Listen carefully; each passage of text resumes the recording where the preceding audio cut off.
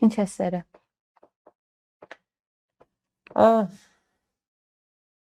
Ընդհանուր առմամբ անձնազոհություն,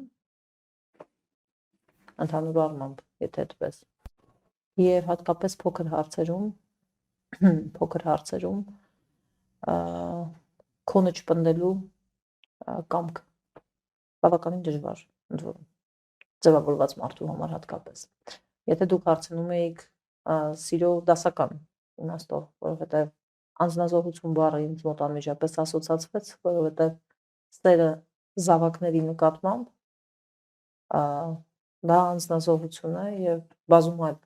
մակդիրներ, որոնք իմ կարծիքով առավելապես խորքից եկող են, էմոցիոնալ են եւ շատ բարդ է դրանց հստակ բառային ձևակերպում տալ, օրինակ մոր վերաբերմունքը, մոր սերը իր զավակների նկատմամբ։ Հետևաբար դասական իմաստով էի ավելի շատ խոսում ինչ որ գիտակցական կամք դրսևորելու ունակության մասին։